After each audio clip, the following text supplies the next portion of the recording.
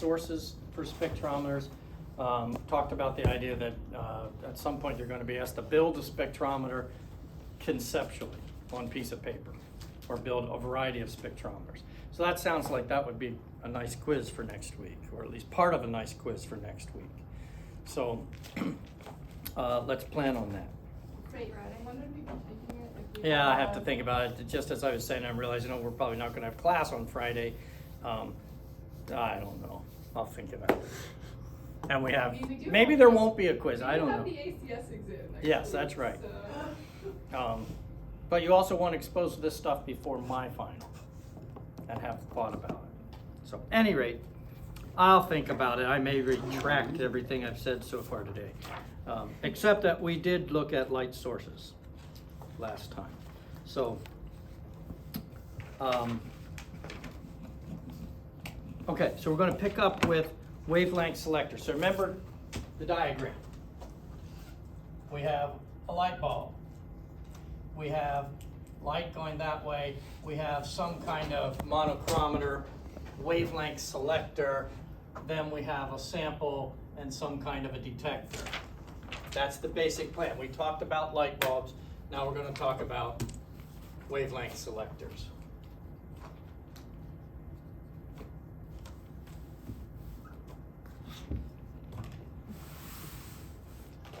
And there are a variety of types of wavelength selectors, but before we get there, actually there's a slide so that I don't have to keep drawing and erasing things.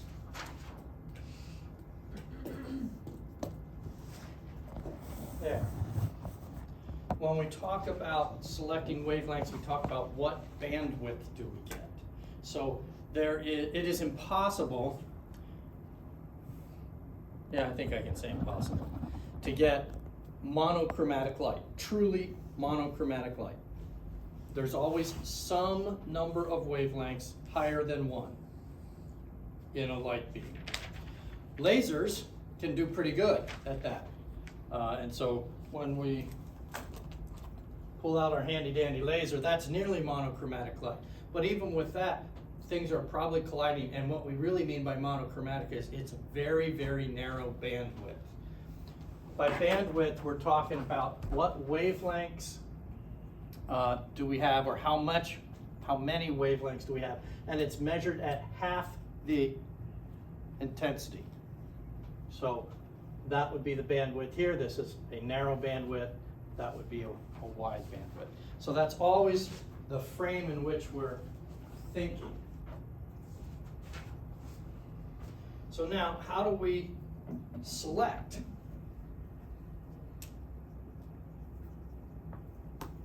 These. And there's a couple of types. The first one we're going to talk about are filters. And let's start with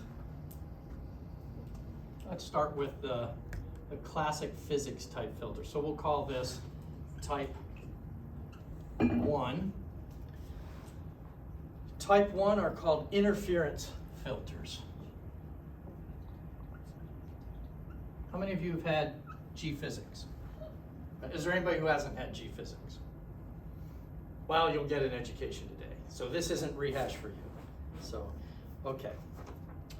So interference filters also come as two different types. So I'm going to need a little more space. How low do I have here? There. About there? Yeah. Okay. I think I can do it. I'll try. So we have a layer of glass. And then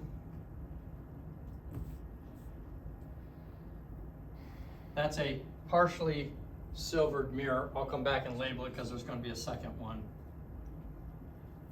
Sandwiching some other material, often it's calcium fluoride or magnesium fluoride, because of the index of refractions that they have.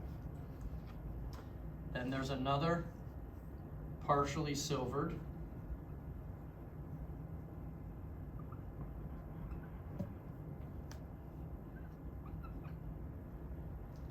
That means it reflects some light. It's like a really lousy mirror. It reflects some light but doesn't reflect all the light, so some of the light will pass through.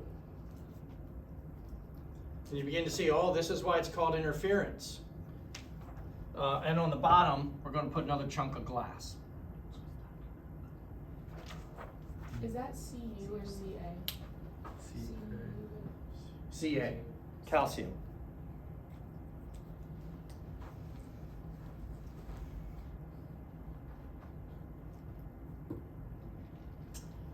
And I can tell I need to expand this whole side to make it feasible for me to draw this, so I'm going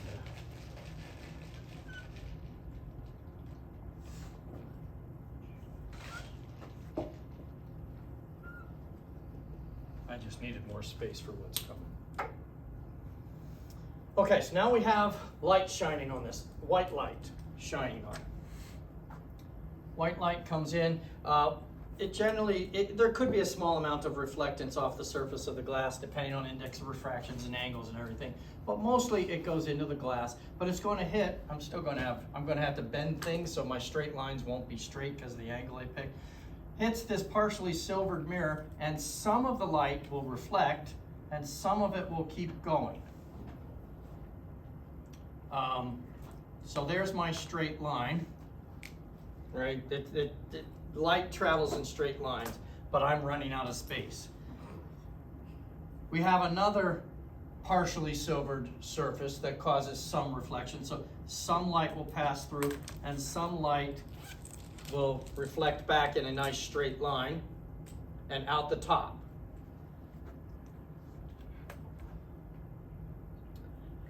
Those two blue arrows have to be in phase with each other or the light disappears. The wavelength, that wavelength of light disappears. What's wrong, Jonathan? I was just thinking, wouldn't you also then have light coming back down from the other way? Oh, you could, but we're going to put our sample and everything up here. So we oriented this in the spectrometer so that here was our light source, here's our sample, light's headed that direction. It doesn't matter what happens going this way. Yes, all of that would happen. Wait, what are the dots? Samples? Here's my light bulb. Remember, Yeah, like- this piece is right here, right? This is the wavelength selector in our spectrometer between the source and the sample. Okay, so these two wavelengths have to be in phase in order for the light to show up. If you shine white light on this, at this angle, you have, this is a classic Bragg's thing, the distance from here to there, through that point, has to be an integral number of half wavelengths for that to be in phase. So only some wavelengths of light are actually going to be in phase when you get out. Most of them will be out of phase and just gone. They aren't in this beam anymore. You could change which one it is by rotating this a little bit and making this path shorter or longer. But at some point, internal and external reflectance off the surfaces is going to narrow that, and it doesn't work. The other way you could change it is by changing the width of this calcium fluoride. So you can design it to be good for a certain wavelength by changing the width. So if you know the angle of the incident beam, changing that thickness makes it good for this wavelength or that wavelength. These are good. These are close to monochrometers. They are typically set up for an application where you only want one wavelength and you want the same wavelength all the time. To reflect back up. Right. Because that's what you're going to get. If this is set at a particular angle, you're going to get a particular wavelength that is in phase, everything else is out of phase and is gone. So you wouldn't use this if you wanted like the choice of full spectrum? Yeah, if we want to do a spectrum like we've always been doing, no. But if I know that suppose I was interested in determining caffeine on a regular basis with HPLC. Well, there's a nice, I just set it up for the wavelength that I need and I could put it in. It's robust, no moving parts, boom, works. So, or whatever the wavelength that your molecule absorbs at best. So that's the first type. That was type 1. Type 2, still an interference one, is a much simpler idea. Same idea, but much simpler design.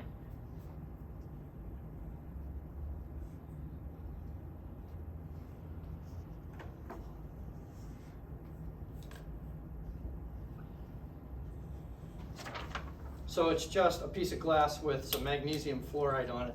Magnesium fluoride's index of refraction is 1.38, and glass is 1.5. So you're going to get a reflectance on this top side and there, and all the rest of the discussion is the same. So 2 different types of interference filters. And the third type of filter, which is, so these are both interference, is an absorption filter.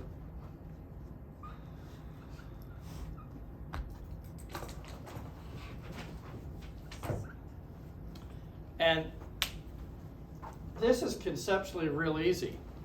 You've probably done it already at some point in your life, just playing. You have a couple chunks of colored stuff that lets light through. Put one on top of the other. What happens? Oh, you get a different wavelength coming through, or you only get certain wavelengths coming through. That's exactly what it is. I meant to go grab a bunch, and we could do it.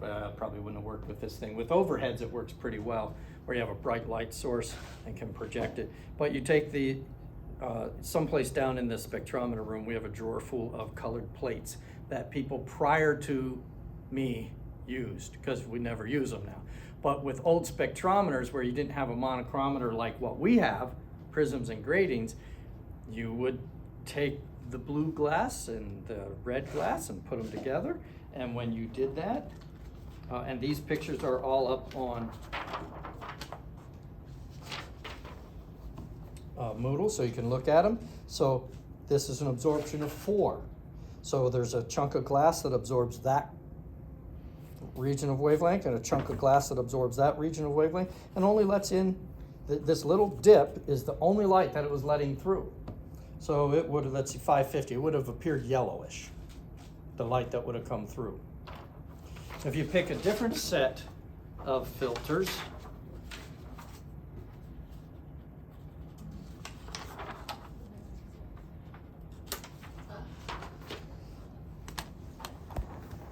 you get a different window of color coming through. Can you see, Drew?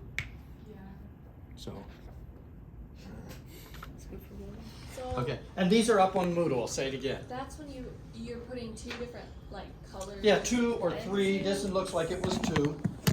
You put 2 or 3 different colored chunks of stuff Okay. in the beam of the instrument, and it blocks the white light and would only let this wavelength range in. All the other is absorbed by the color, right? The reason glass is, or a chunk of glass would appear colored, is because it's absorbing some wavelengths of light and passing other wavelengths of light. Mhm. So if you take blue and red, that's maybe what these were. Oh, if it appears red, it's knocking out most of the blues and greens, so those are gone. If it appears blue, it's knocking out some of the reds, so those are gone. Put those 2 together and you get just the thin slice in between blue and red, which is the yellows maybe and oranges. So why is it that if you have like a piece of colored plastic and you shine a light through it, it makes the same color? Like that's how the When you stage look at a lights piece of plastic, work. you were seeing light come through it. You were not generally seeing light reflect off of it. Right. So if it appears red, and now you take your flashlight and you shine it through that on the wall, it's still letting the red light through, but it's not letting the others through, and that hits. A really cool phenomenon is if you can actually get to see something where light is coming through it, and then see it where light is reflecting off of it, they're often different colors. I had a solution in graduate school that when I looked at the solution, it's just stirring there. It was pretty intensely colored, but it's just stirring. It looked green. It had a piece of potassium in it that I had to get out to prevent fires from happening downstream in the reaction. And I would hold a flashlight underneath it so I could see where the potassium chunk was and impale it with a glass pipette. And now it's a ruby red solution. So it mattered whether the light was passing through it or reflecting off of the surface of it, what color it is. And that's true. Find a place that has stained glass windows. Go inside the building on a sunny day and look at it, and it's gorgeous, right? Mary's got her blue dress on if it, church, because she's always got blue, right? And Christ is going to have a royal red robe of some kind. Now go outside and look at it. It's weird. The colors are all messed up because it's a reflection phenomenon instead of an absorption phenomenon. And it just isn't right. But okay. So those are filters. I don't know anybody who uses these things. We've got this stuff historically because we never throw anything away. We still have the first spectrometer that Goshen College ever had is the big black thing inside the 308. You and your friend can pick it up if you're strong. And it took Doug and I, both of us, to move it. We need some strong men to move some chairs. It's heavy. Okay, so let's other types of monochrometers that we have.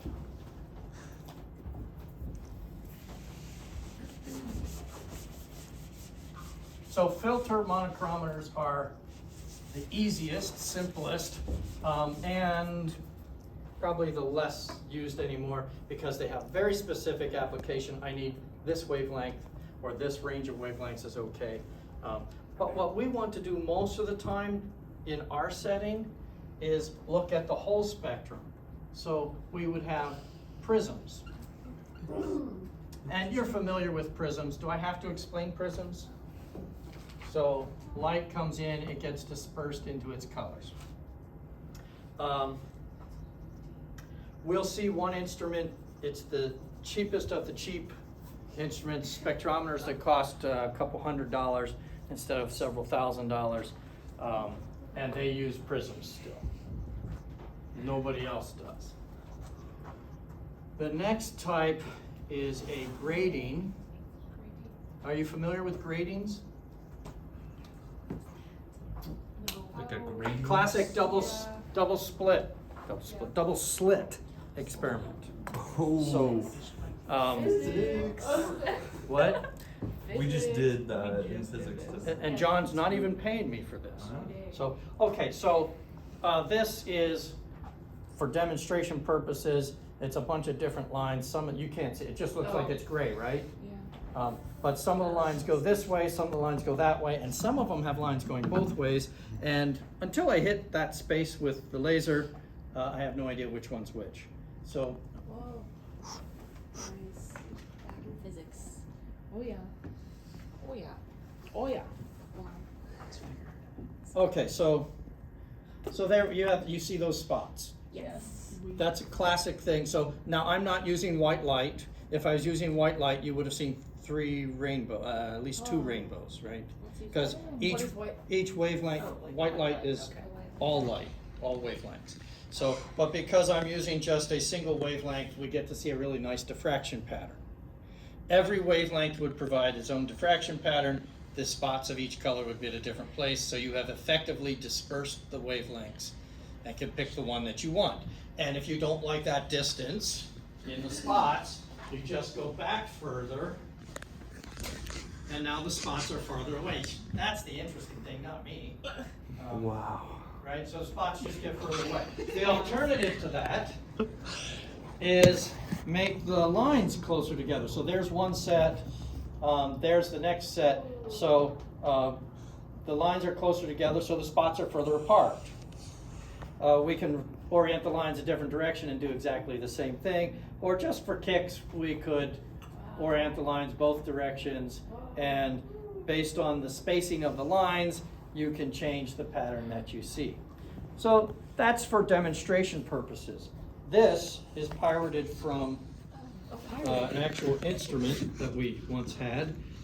That's where all these parts have come from. As we decommission instruments, I steal pieces from them for demonstration purposes. So I have all kinds of drawers of fun things to pull out for this. This says, let me find it.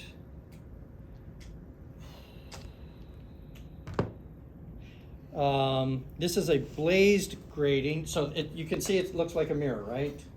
It's a blazed grating. What that means, so a standard grating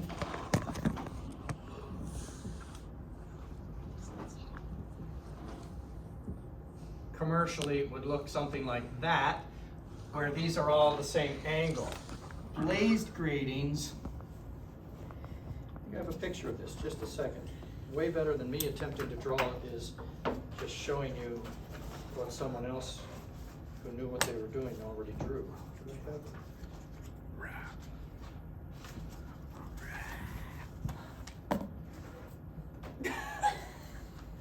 Maybe I don't have a blazed. I thought I had a blazed grating. So blazed means that the angle is not uniform.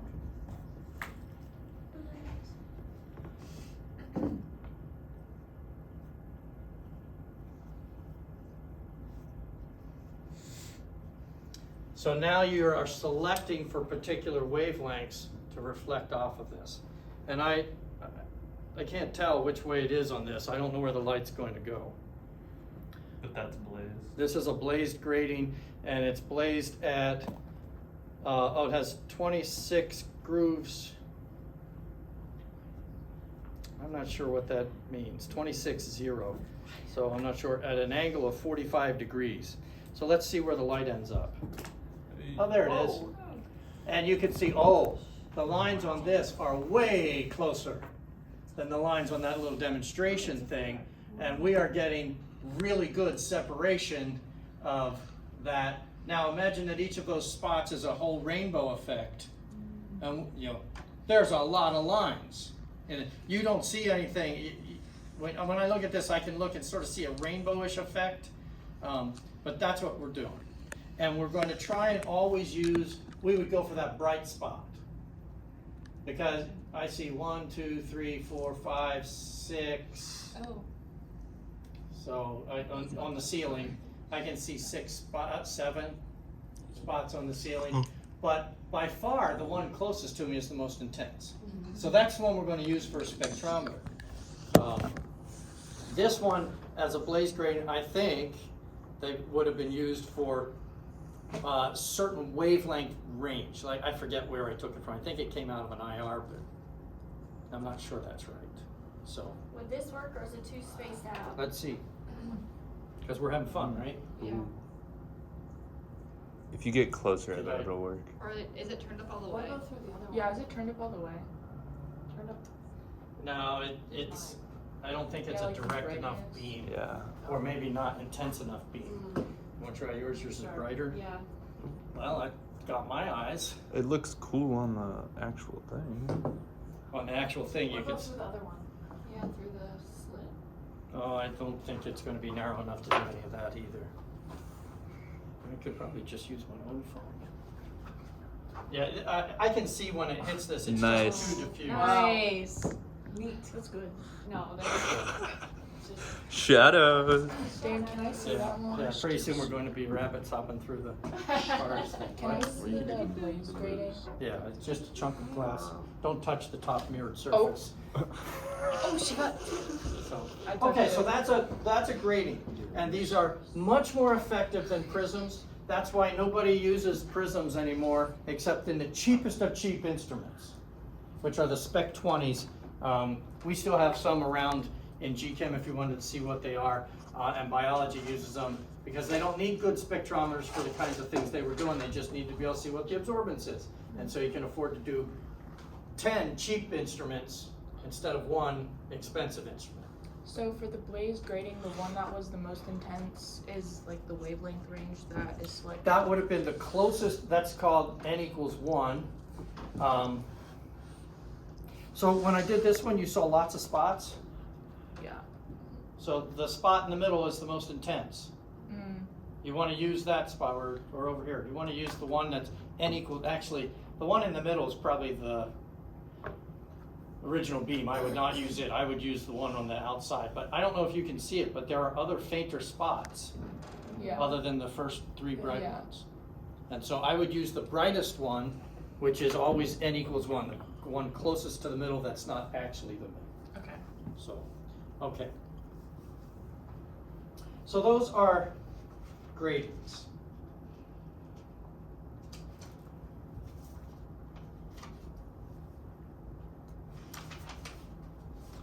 Detectors.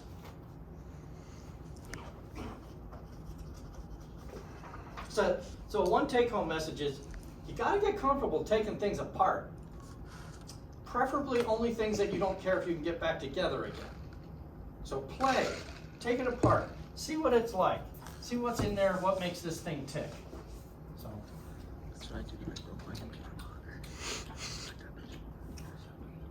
Detectors.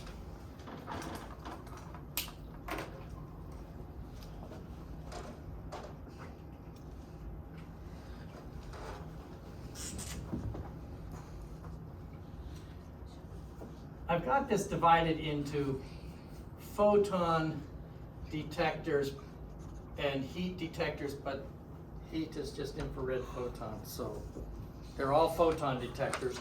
But we're thinking of things up here as UV vis. Why do I have to separate UV vis away from infrared?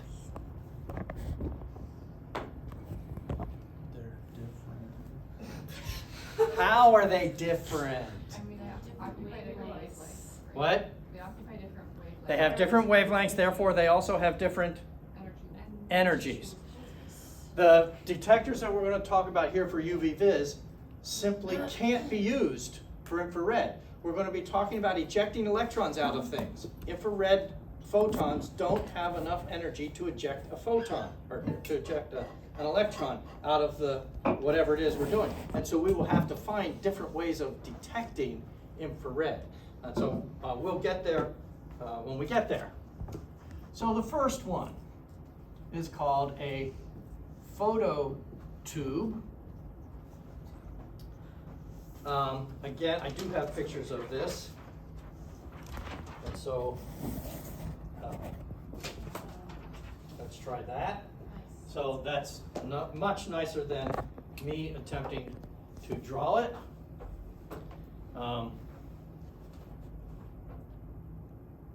There, is that more aesthetically pleasing since it's not tilted now?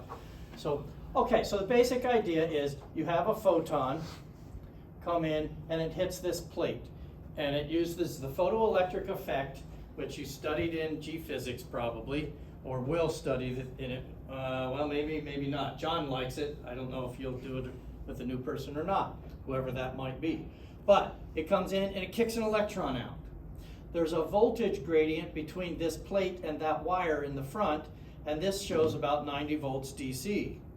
So the electron no longer wants to come back onto the plate because that was the negative side of the plate. The positive side is over here. The electron heads over to the wire. If the electron makes it from the plate to the wire, current has flowed.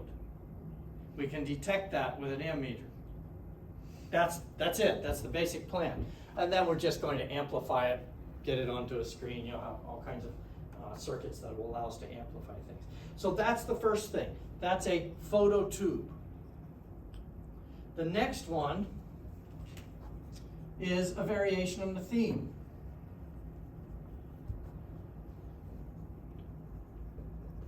A photomultiplier tube. Okay, the problem with phototubes is they aren't very sensitive. We were measuring the current flowing from that plate to that wire over a 90 volt potential, and it's dependent on how effective our photons are kicking electrons out. So let's up the game.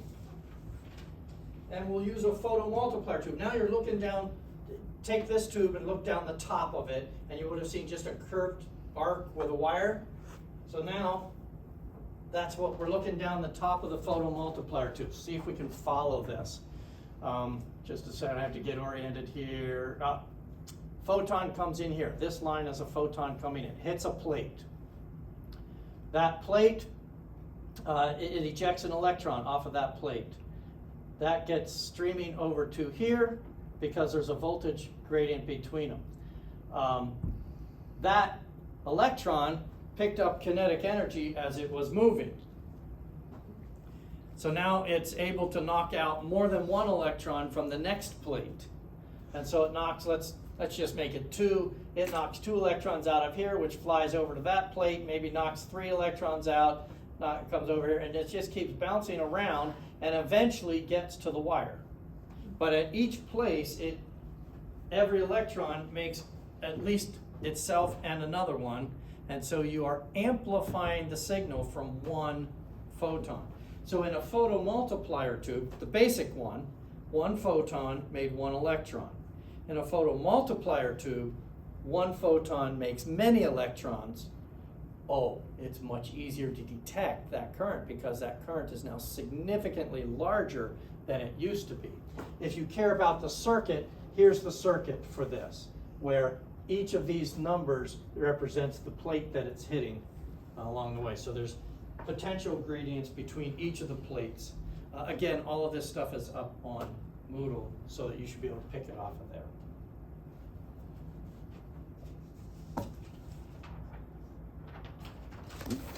The current for the phototube is being measured between the wire and the plate. Yes.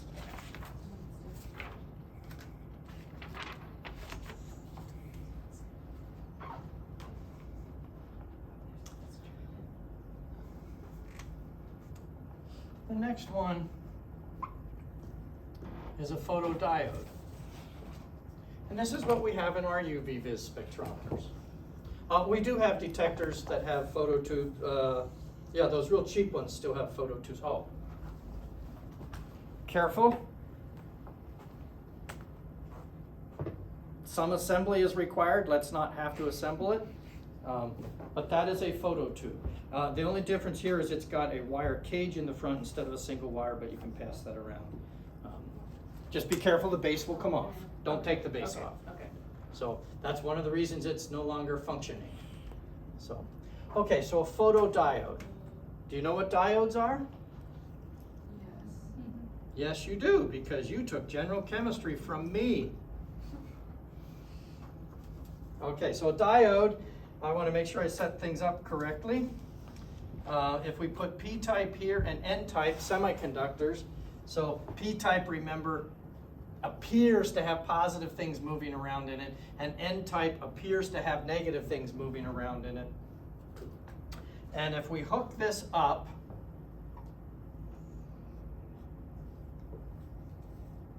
with a voltage source, so this is the positive side of the voltage source and that's the negative side of the voltage source, you can get electricity to flow. This is called forward biasing.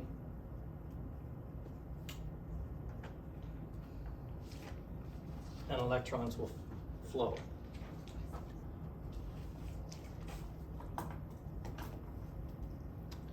If you set it up, I'll keep it the same way. Let's make P-type, N-type, negative.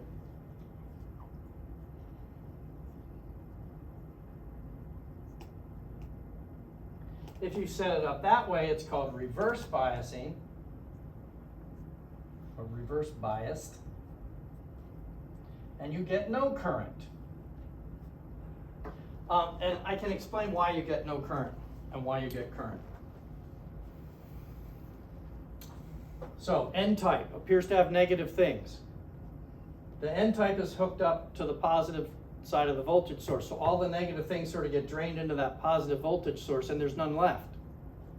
The positive side is hooked up to the negative side of the voltage source, so all of the positive things appear to get drained out. Well, in reality, they didn't move, right? We now know it's the negative charges that move, even though it appears as though the positive charges were moving. And so basically we've filled up all the empty holes with an electron.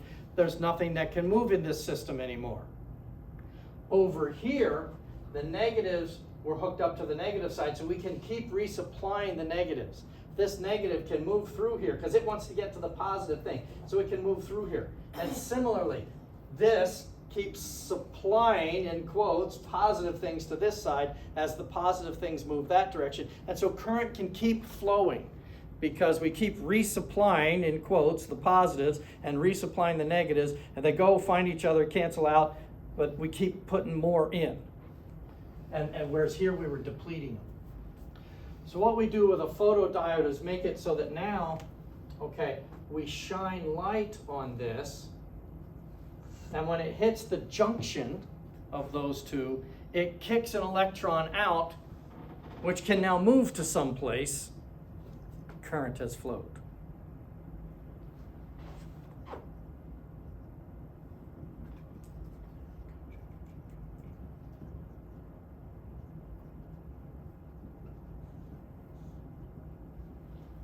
And that's what we do. In our system, well, we'll talk about designing instruments in just a little bit. Is it a consistent photon? Like Uh, a light source consistently? No, emitting it's a or single just once? photon. Okay. We're talking single photons.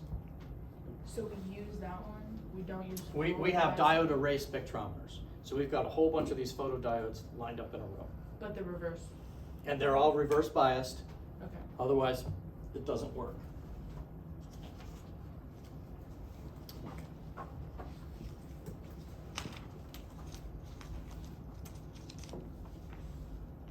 Well, let's see, if I put that up, then I don't think I can just put that up and not turn this thing off. But I'll try it.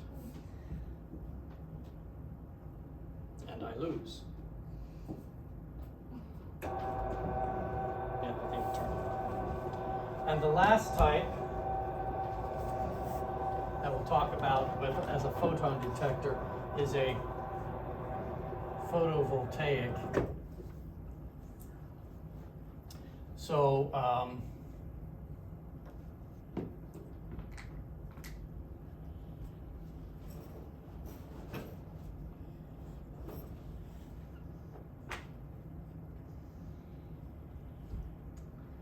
these are not good proportions. I have to make this much smaller, I think. This has got to be a pretty thin layer. So the top and the bottom are electrodes.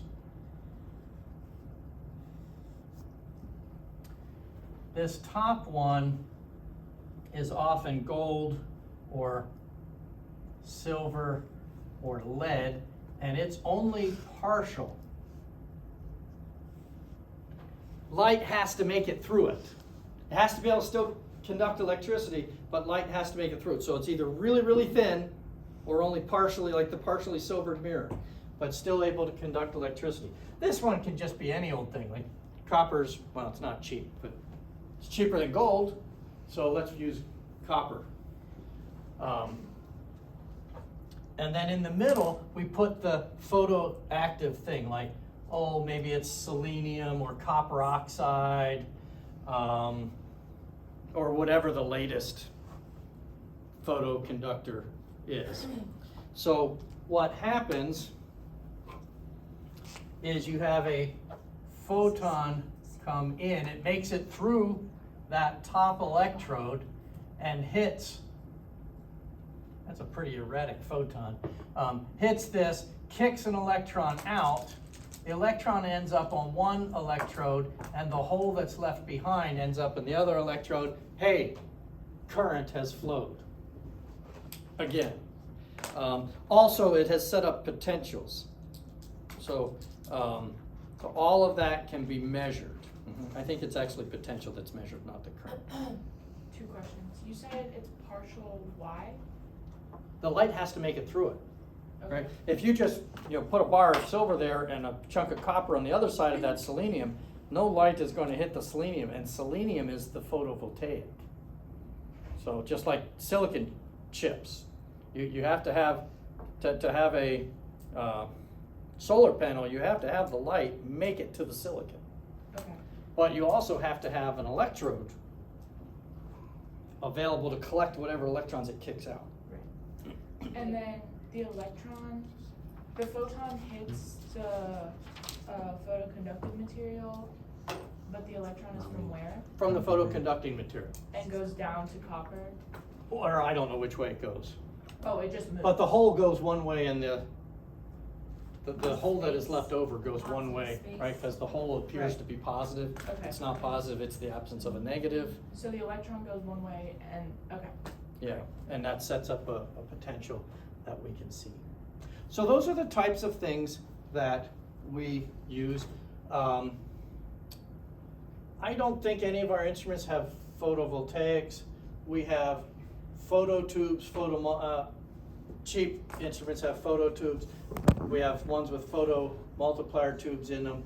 Our mass spec uses a photomultiplier tube. The mass spec has a photomultiplier tube with a phosphor screen in front of it. Ions hit the phosphor screen and make a photon, or make some photons, which gets picked up by the phototube. I have a photomultiplier tube in my office, but actually I have 2 photomultiplier tubes in my office. Neither one of is useful. You can't see anything in these. It just doesn't, so I didn't bring them. If you want to come look at a chunk of plastic with some glass over the top of it, I'll show you 2 different kinds. So not terribly helpful. Let's talk about heat detectors, which is really infrared radiation. And for this one, we have a real problem. Stray heat is going to cause us all kinds of problems. And if you think about what's happening in these instruments, we had to do something like put a Nernst glower nearby, right? We needed a source of infrared light.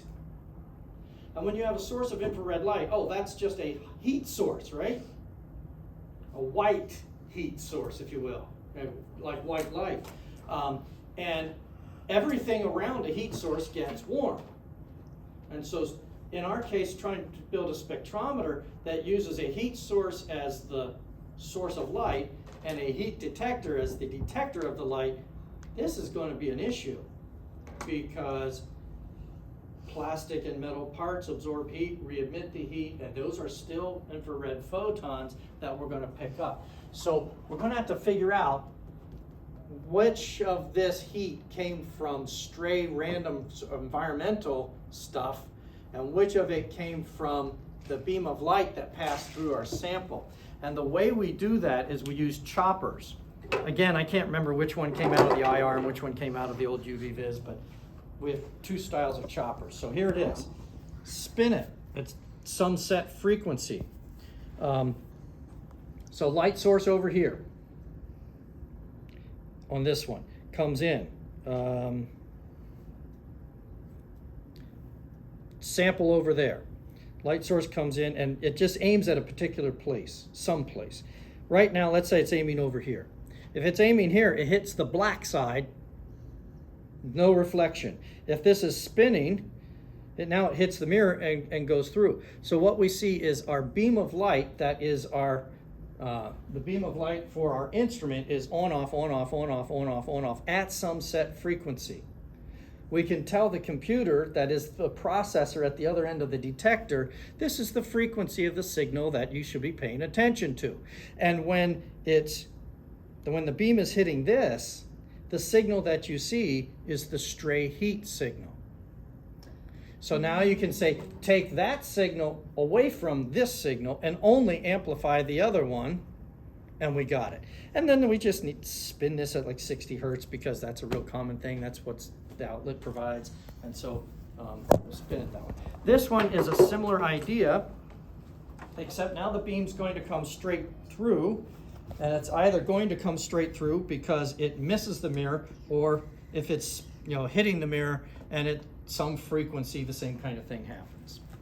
So these are called choppers.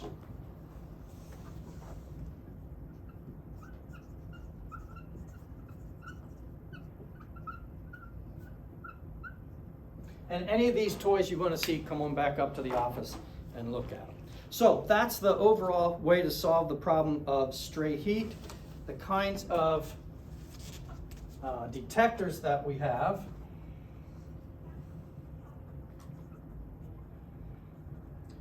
A thermopile. Or a thermocouple, they're the same thing.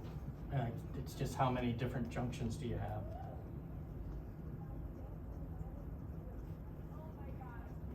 It's just two metals that are joined together, and where those two metals are have a potential, and when you change the temperature of it, you change the potential.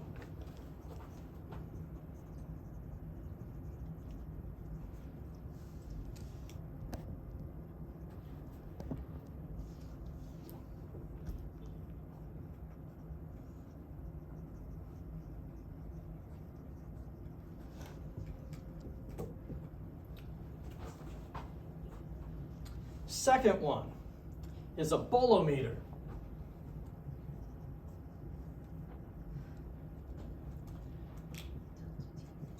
Nickel or platinum are often choices for bolometer. It's just a single wire, and as it heats up, the resistance changes.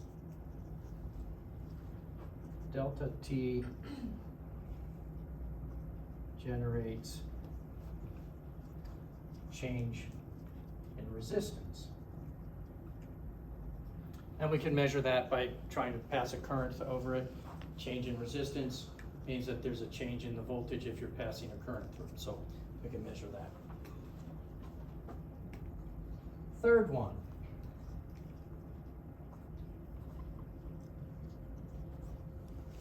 Is a pneumatic detector.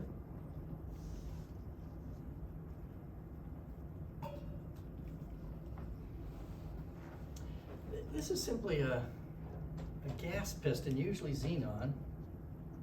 What happens to gases as you heat them? They expand. They expand. When you cool them, they contract. So if there's a lot of infrared photons hitting this thing, then it expands, and so the gas in the cell expands. It pushes one end of it up. That's hooked to a lever someplace, and you can see how much it's expanded. And then the last one is a pyroelectric.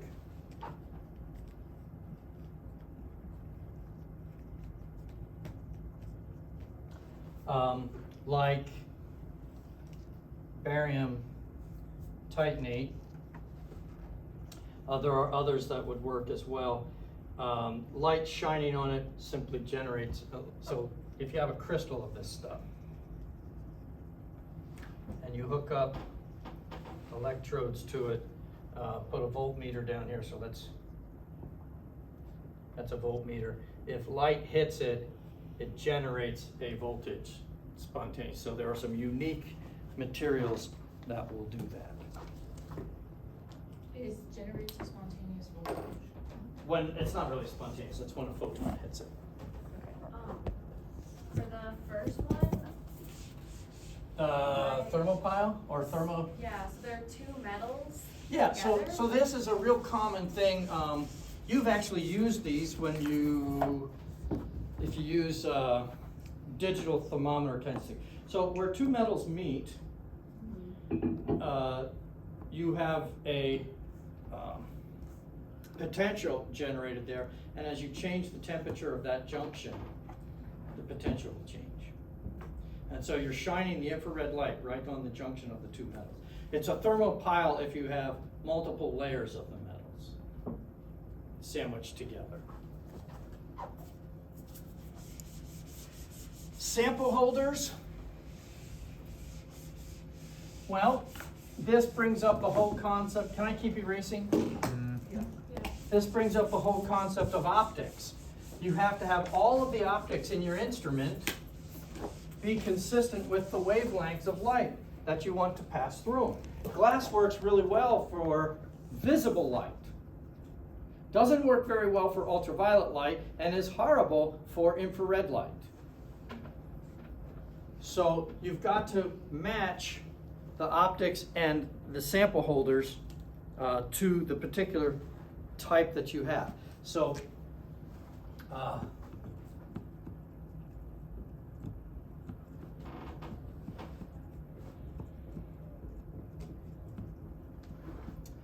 for IR, we often will use salt plates and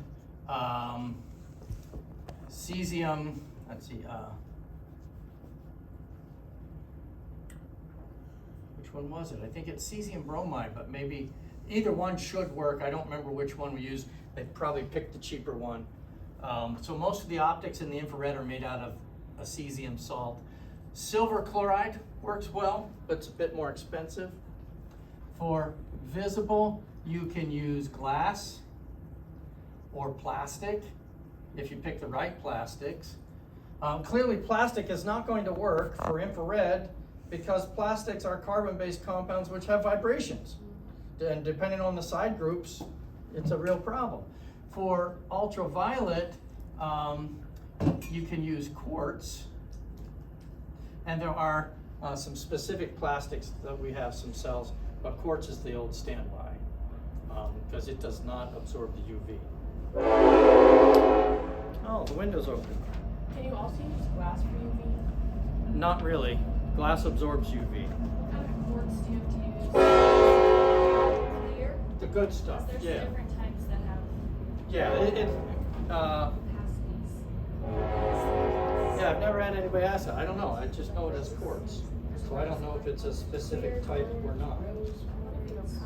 Okay, with shucks.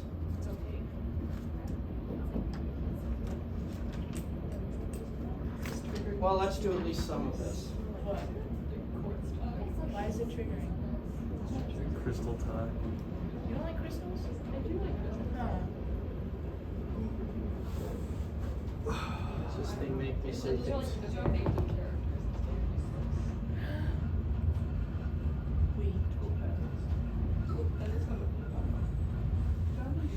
Well, I guess it's telling me we're done.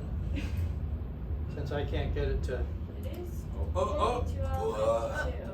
Well, I had to. I told it to come on 3 times. It didn't. Now I'm telling it to go off so I can tell it to come back on. Good one. They just live up there. Okay. Well, maybe we're not done.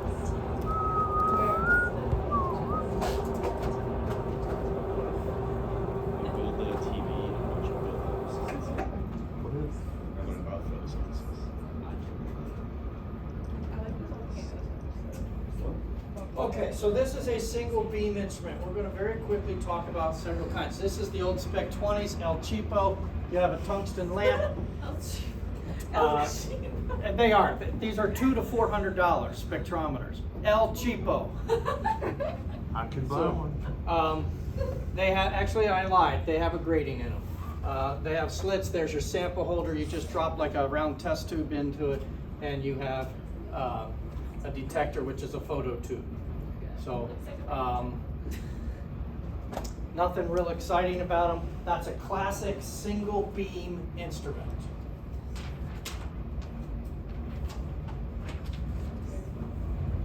Upgrade significantly, and you have the type of instrument that we have, which is a diode array spectrometer.